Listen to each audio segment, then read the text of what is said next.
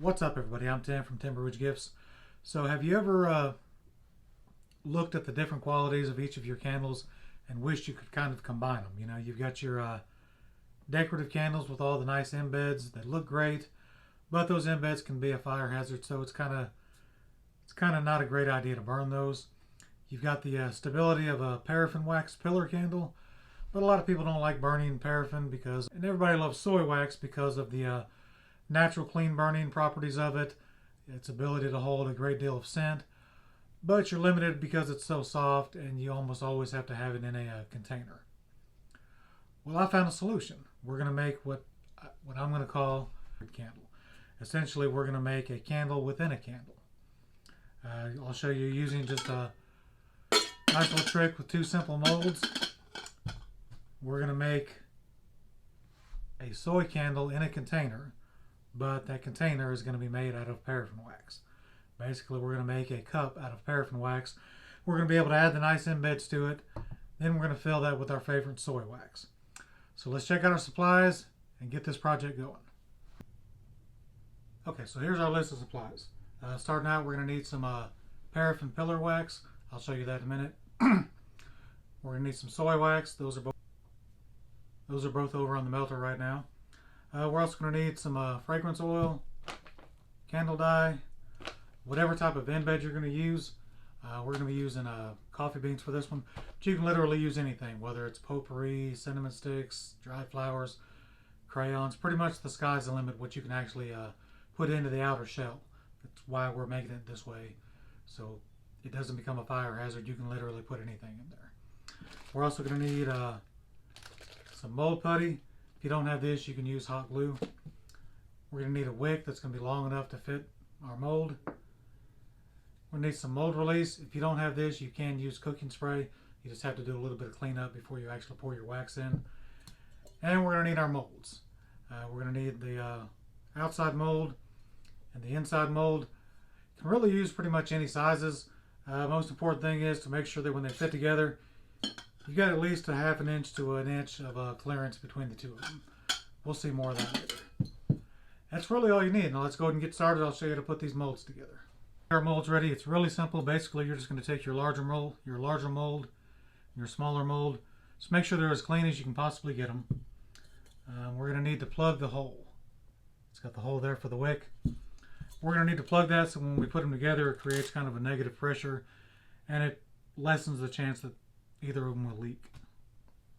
To do that, we're just going to take a bit of our mold putty. We're just going to plug the hole just like that. If you don't have the mold putty, you can take maybe some really thick tape, or some hot glue works really good too. But we've got both of those plugged. Now we're just going to take the bottom mold, set it down. We're going to take the top mold, put it in there and get it just as even as we can. Now it's ready to be used. Almost. We're just going to take a little bit of the mold release. This is basically just a silicone spray. We're just going to give it a good spray.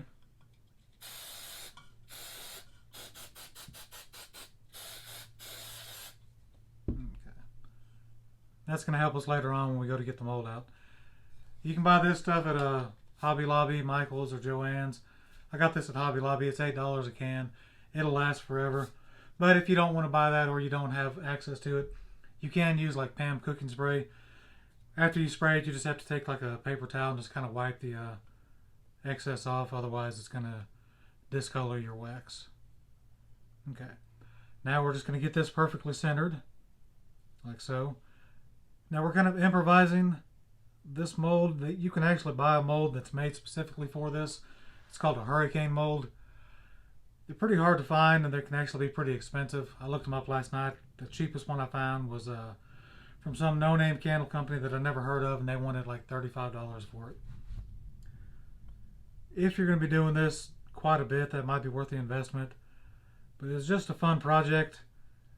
It made no sense to buy one for $35 when I can improvise and work with what I already have. I already have these. I bought these a long time ago. The bottom one was like $8 and the top one was like $7. So to me, it's a lot easier just to improvise than it is to buy expensive things. This is ready to go. Let's go ahead and add our wax. Okay, so we've got our paraffin wax. It's heated to about 190 degrees. For that, we're using a Kentucky 143 paraffin pillar wax. It's from Rustic Essentials. Okay, to start off, we're going to get our mold completely centered. We're going to kind of hold it in place. Now, initially, we're only going to add about maybe a 1/4 inch to the bottom. That's basically just going to help that bottom seal, so we can easily work with it later on.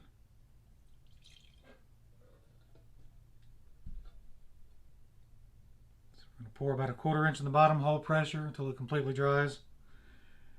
Then we'll be able to release pressure and just be able to work with it to add our embeds.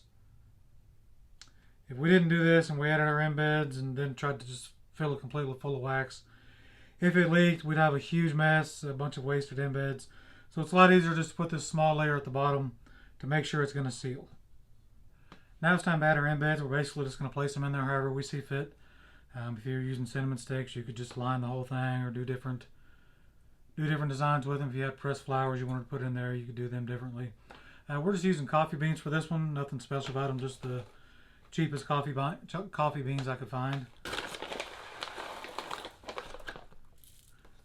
We're just going to pour them in evenly. Just want to be careful not to bump the center mold.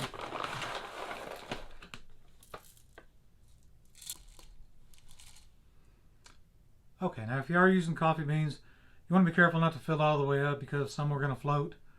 So if we fill it all the way up, as it rises, as they float, some are going to spill out. It's going to be kind of messy. Plus, you don't want the entire thing completely to be coffee beans because it's not going to be enough space for the wax to bind. You're basically just going to have a big lump of of wax covered coffee beans, and it's not actually going to form that nice shell. But with it about half full, some are going to float, some are going to sink, some are going to kind of float in the middle. So you're going to have that nice mixture, and it's going to be enough wax in between each coffee bean to form a nice solid wall. So we're just going to keep our wax at about 190.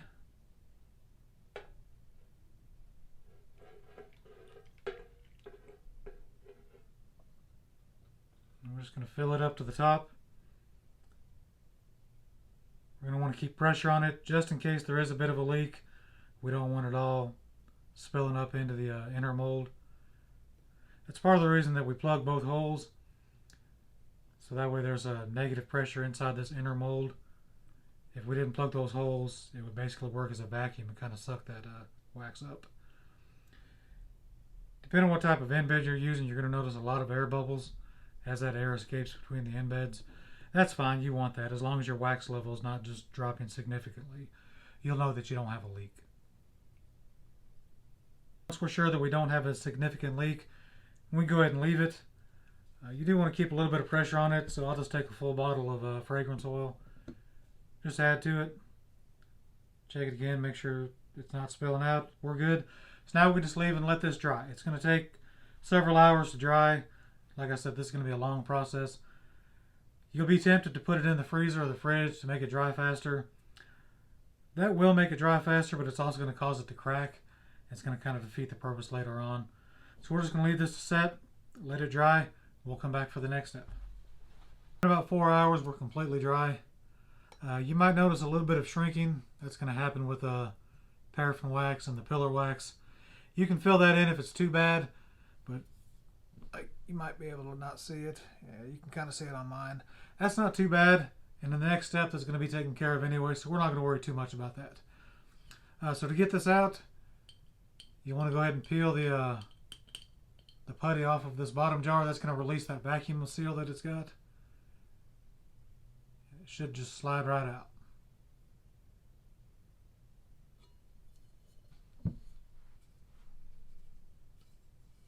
Okay. Now we're just going to slide it off of this top mold. You want to be kind of careful not to break it. Okay, sometimes it can be a little bit difficult to get off of this inner mold. So we can either take it to the freezer, pop it in the freezer for a few seconds, or we can take our heat gun and kind of heat up the inside of it.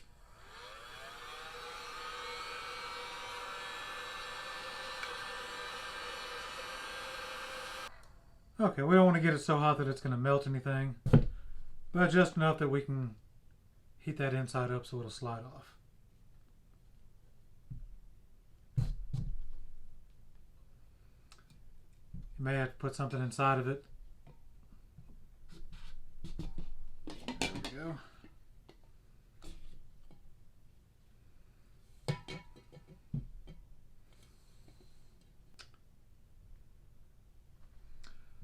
Okay, and there is the beginning of our wax container for our candle.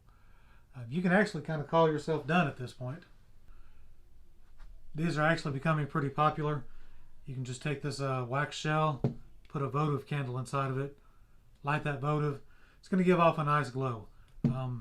Actually seen just plain ones without the coffee or any embeds in them for sale at Target the other day. I think one this size was about $9.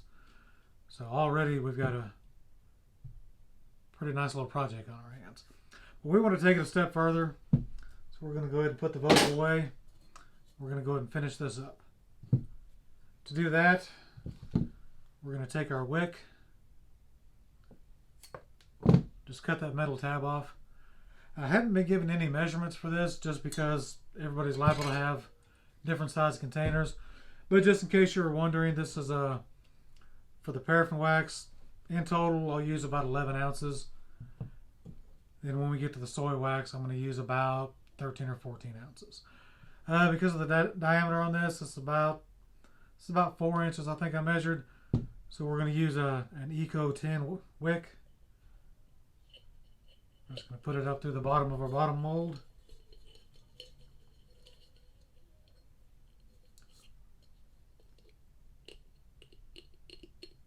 Hold it in place with our mold putty.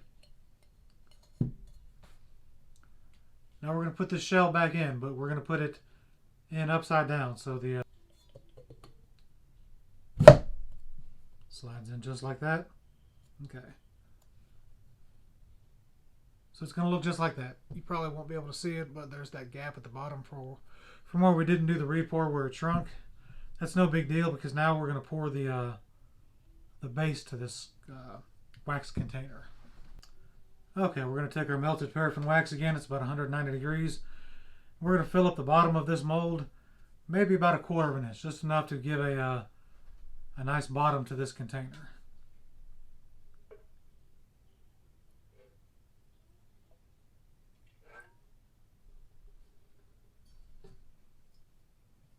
Okay, we're going to go and hold our wick in place with our wick bar. Okay, now we're just going to let this dry. So that's all dry. Now we're ready to add our soy wax. Okay, now we're ready to add our soy to the wax cup. We got to do a little bit of work to get it ready. We've got it melted to 180. We've let it cool to about 160. I'm going to go ahead and add my dye and fragrance oil. Now you can leave this white, but because we're doing two types of different waxes, making kind of the hybrid candle, I like to have the color contrast. So we're going to go ahead and add a few drops of coffee.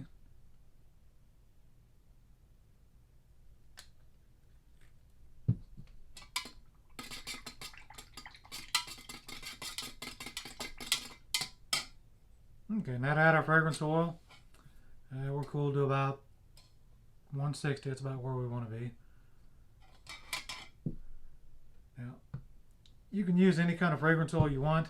It kind of makes sense to match the scent to the different type of embed that you have. So if we had flowers or something in there, we would add a floral scent. If we had cinnamon sticks in there, we would obviously make it a cinnamon candle. But because we're using coffee beans, making this a coffee candle, we're going to be using the Starbucks coffee from Aztec. It's probably one of the better smelling coffees that you'll find. I'm going to go and add it.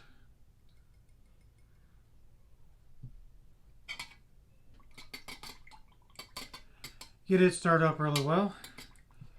Okay, we're going to want it to cool to about 140, 145. So that's where we're at now, so we're ready to pour. And we're just basically going to fill up this inner cup. We don't want to bring it all the way up to the top. I like to leave just maybe 1/4 of an inch, a little bit lower, just for a better visual effect.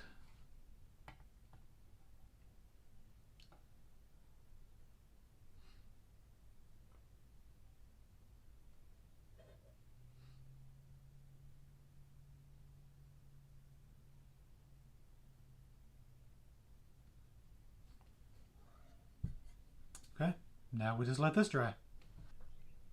Okay, it's been about 3 or 4 hours. This is completely dry. Now it's ready to come out of the mold. So we're just going to peel that mold putty off the bottom. Just going to trim our wick that's sticking out just so it doesn't get hung up and cause the whole thing to stick in the mold. Pull our wick bar off. We can go ahead and trim our wick now if we want to.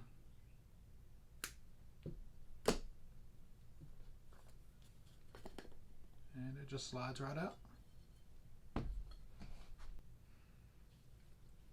Right, and there's our finished product.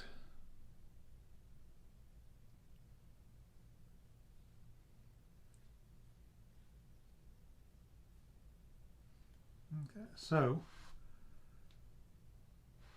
there you have it. There's our hybrid candle. We've got the best of all worlds. We've got the embeds and the paraffin wax, which we couldn't do in just a single candle because it would have been a fire hazard. We've got the benefit of the soy wax with its great fragrance slow capability, and we've got that all contained in a self-made container. So basically we've got a container candle without having to use a container, boring old glass jar. We made our own container, made it pretty awesome. Even though we've got the embeds and the paraffin wax, we've measured the wick out right, and we've got a different consistency in each of the waxes. So we don't have to worry about the flame getting into the paraffin and causing a fire hazard with our coffee beans. The different consistency in the wax is going to keep the flame separate from the paraffin wax. Hope you guys enjoyed it. Make sure you subscribe to my channel for more.